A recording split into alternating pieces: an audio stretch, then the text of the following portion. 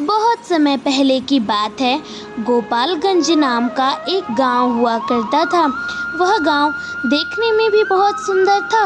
वहाँ की फसल भी बहुत ही अच्छी होती थी। वहाँ पर बहुत सारे घर थे।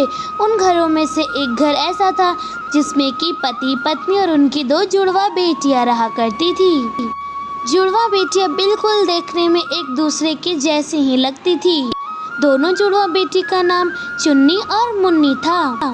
चुन्नी और मुन्नी के पिता का नाम मुरली और माता का नाम राधा था। मुरली के घर में पैसों की काफी तंगी चलती रहती थी। मुरली हालांकि तो एक किसान था, लेकिन फसल होने के बावजूद भी उसे ज्यादा पैसे नहीं मिलते थे। मुरली खेतों में काम करता था और तथा मुरली की पत्नी राधा दूसरे के घरों में झाड़ू वगैरह लगाकर अपने दोनों बच्चों के साथ साथ अपने पति और अपना भी पेट पाला करती थी। मुरली राधा तो काम के लिए बाहर निकल जाते थे। घर पर चुन्नी मुन्नी अकेले बैठी होती थी। वो आपस में मिट्टी के खिलौने से खेलती रहती थी।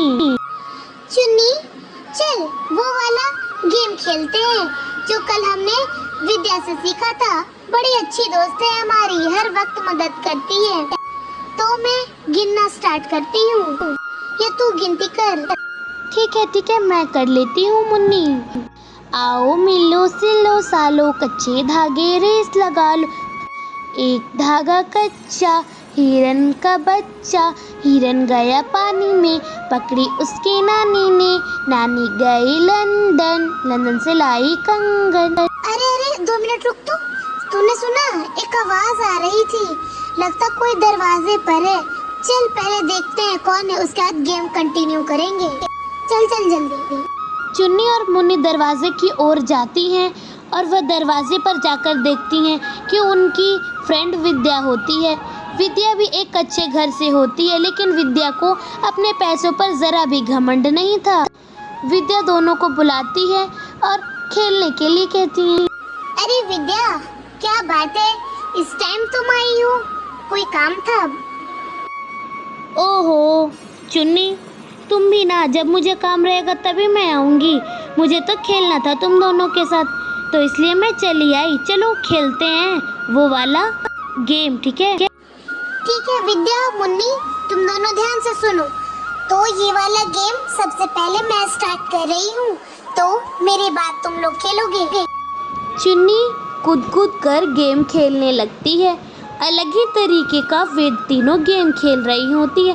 तीनों आराम से गेम खेल रही होती है। तभी वहाँ पर स्वीटी आ जाती है। स्वीटी भी एक अच्छे घर से थी।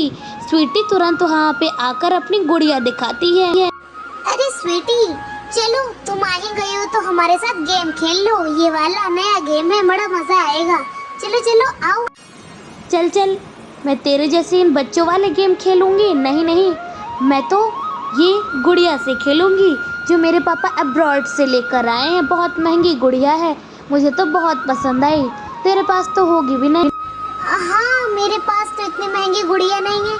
तो क्या तू मुझे थोड़ी देर के लिए ये गुड़िया दे सकती है? देना, मुझे भी बहुत पसंद। छी, चल भिखारन कहीं की, अपनी औकात देखी है, हैसियत है तेरी गुड़िया खरीदने की। कितनी महंगी गुड़िया, तुझे पता भी है मेरी गुड़िया छुएगी। पता है तेरे गंदे हाथों से इस गुड़िया में दाग लग जाएगी। मैं तुझे नहीं दूंगी ये गुड़िया। खुद तो गरीब है, दूसरे की गुड़िया लेने आई है। मैं नहीं रहूँगी यहाँ, मैं जा रही हूँ। चल हट। स्वीटी ये सारी बातें चुन्नी को सुनाकर चली जाती है। चुन्नी को ये सब बर्दाश्त नहीं होता है और उसकी आंखों से आंसू टपकने लगते हैं। वह रोने लगती है। चुन्नी रो रही थी, तभी मुन्नी आकर कहती है, अरे क्यों रो रही हो तुम चुन्नी? वो स्वीटी तो बहुत ही गंदी लड़की है। उसने गुड़िया नहीं दी तो क्या हुआ, हमारे पास भी तो मिट्टी का खिलौना है, हम उससे खेलेंगे। वैसे भी घमंडी लड़कियों से कुछ मांगना नहीं चाहिए, वो तो घमंडी थी ना। हाँ, क्यों चुन्नी, तुम क्यों रो रही हो? मैं तुम्हें कभी गुड़िया ला कर दूंगी। अभी तो मेरे पास भी गुड़िया नहीं है। तुम रो नहीं, ठीक है? वैसे बहुत टाइम हो गया है, मेरे मम्मी पापा इंतज़ार कर रहे होंगे। मैं चलती हूँ, ठीक है? Bye bye. विद्या ये बातें कहकर वहाँ से चली जाती है। चुन्नी भी रोना बंद कर देती है। चुन्नी और मुन्नी अब अपने घर को जाने लगते हैं। घर आकर पहुंचते हैं तो वहाँ पर पहले से ही मुरली और राधा बैठे होते हैं। अरे बच्चों, आ गए? चलो, अब तुम लोग आ ही गए हो तो हाथ मुंह धो लो। खाना लगा देती हूँ गर्मा गर्म, कढ़ी चावल बनाए हैं मैंने। नहीं माँ, मेरा पेट भरा है, मुझे नहीं खाने कढ़ी चावल। ठीक है, आप मुन्नी से पूछ लो। क्या बात है चुन्नी मुन्नी, तुम दोनों का चेहरा लटका हुआ क्यों है? बहुत उदास दिख रही हो तुम, कोई बात हुई है क्या? वो हाँ पिताजी, वो बड़े बिल्डर की बेटी स्वीटी है ना, जो अपने पैसों पर बहुत घमंड करती है, वो आज एक गुड़िया लेकर आई थी। वह चुन्नी को वो गुड़िया दिखाकर उसे लालच दे रही थी। जब चुन्नी ने गुड़िया मांगा तो उसने उसे बहुत ज़ोरों से डांटा और गरीब भी कहने लगी। पिताजी, हमें भी वो गुड़िया लाकर दीजिए ना, बहुत गुड़िया से खेलने का मन है पिताजी। अरे बच्चों, तुम लोग तो जानते हो ना हम कितने गरीब हैं। हम तुम्हें मिट्टी का खिलौने के अलावा और कुछ नहीं दे सकते हैं। वैसे भी तुम लोग तो जानती हो हमारी परिस्थिति अभी कितनी बुरी है। तुम लोग समझो बच्चों, मैं कैसे करूँगा बताओ? इतनी मेहनत से तो थोड़े पैसे आते हैं। जी पिताजी। चुन्नी और मुन्नी को गुड़िया ना मिलने की बात से वे दोनों उदास होती हैं। उन्हें उदास देखकर फिर से मुरली कहता है, ओहो, अब तुम लोग उदास क्यों हो रहे हो? ठीक है, कोई बात नहीं। कल मैं मालिक के घर जाऊंगा तो उनके बच्चे जिस गुड़िया और गुड्डे से खेलते हैं मैं वो दोनों लेकर आऊंगा। ठीक है, अब उदास मत हो। ठीक है, कल मैं सुबह जाऊंगा तब मैं वो गुड़िया और गुड्डा लेकर आऊंगा। आप खुश हो जाओ।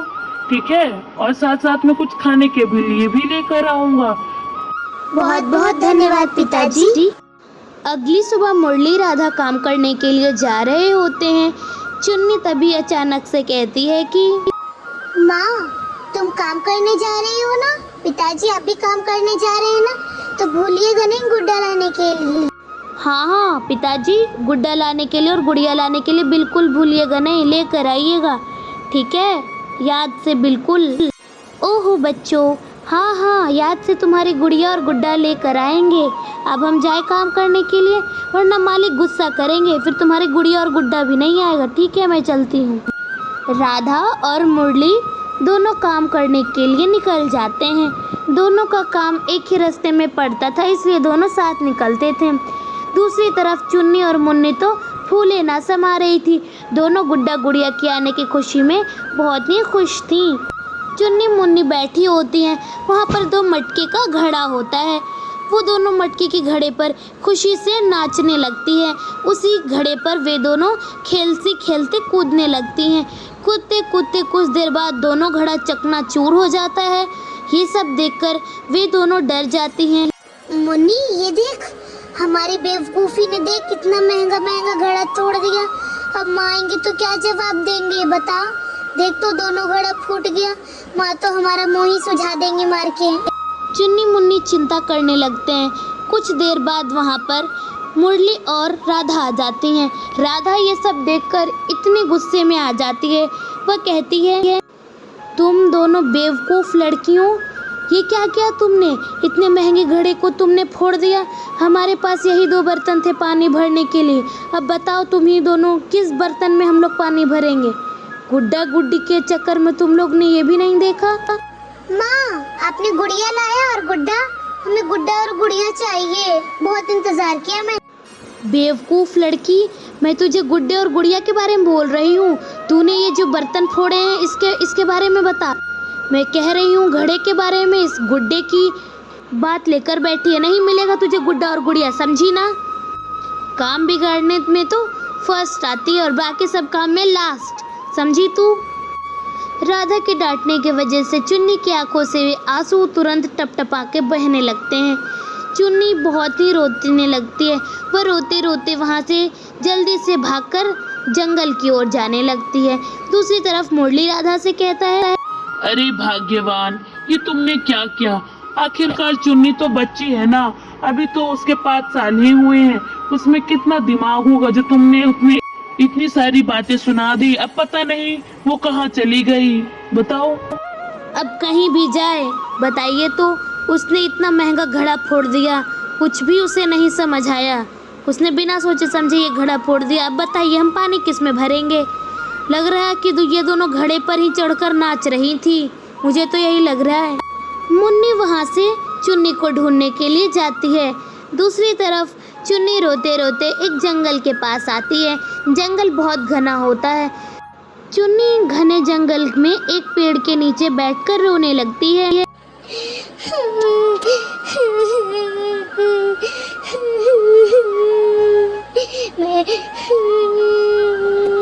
चुन्नी रो रही होती है। अचानक से वहाँ पर एक चुड़ैल प्रकट होती है। चुड़ैल को चुन्नी को देखकर रहा नहीं गया। वो पूछती है, क्या बात है, क्यों रो रही हो गुड़िया? वो भी इतने सुनसान जंगल में। बताओ गुड़िया, देखो। आप कौन है और यहाँ पर क्या कर रही है? मैंने कुछ नहीं किया, मुझे मत मारिए। मैंने कुछ नहीं किया, मुझे जाने दीजिए। अरे अरे, तुम घबरा क्यों रही हो? मैं तुम्हें कोई नुकसान नहीं पहुंचाऊंगी। तुम रो क्यों रही थी गुड़िया? मैंने तुम्हें रोता हुआ देखा, इसलिए मैं चली आई। बताओ क्यों रो रही थी तुम, वो भी इतने घने जंगल में? बताओ गुड़िया, माता पिता ने डांटा है। चुन्नी अपनी सारी बातें उस चुड़ैल को बता देती है। वह एक अच्छी चुड़ैल होती है। चुड़ैल चुन्नी की बातों को सुनकर बहुत प्रभावित होती है। चुड़ैल कहती है, अरे गुड़िया, बस इतनी सी बात है, इतनी सी बात के लिए तुम आंसू बहा रही थी। तुम भी ना गुड़िया, मेरे पास एक चीज है तुम्हारे लिए, रुको देखो। आब्राकडाब्रा। चुड़ैल एक जादुई मंत्र बोलती है। तभी उसके हाथों में एक चमचमाता सोने का अंडा आ जाता है। सोने का अंडा देखकर चुड़ैल कहती है, गुड़िया ये देखो, ये एक जादुई सोने का अंडा है। इस अंडे से तुम जो मांगोगी वो तुम्हें मिल जाएगा, ठीक है? ये लो, लेकिन इसे भलाई के लिए ही प्रयोग करना, सिर्फ अपनी और दूसरों के लिए ही। ये लो। धन्यवाद जादुई चुड़ैल, आपने मेरी बहुत मदद की है। धन्यवाद, बहुत बहुत। अरे कोई बात नहीं, मैं चलती हूँ। जादुई चुड़ैल वहाँ से तुरंत चली जाती है। वहाँ पर कुछ देर बाद मुन्नी आती है। चुन्नी मुन्नी को देखकर मुन्नी कहती है, अरे चुन्नी, ये तुम्हारे हाथ में ये चमचमाता हुआ सोने का अंडा कहाँ से आया? वो भी इतना बड़ा और महंगा, बताओ तो ज़रा। चुन्नी अपनी सारी बातें अपनी बहन मुन्नी को बता देती है कि कैसे वह रो रही थी, तो वहाँ पर एक चुड़ैल आई और इससे वह जादुई अंडा देकर चली गई। अच्छा ये बात है, जल्दी घर चलो, हम माता पिता को ये बातें बताएंगे, वो खुश हो जाएंगे। चुन्नी मुन्नी घर जाते हैं।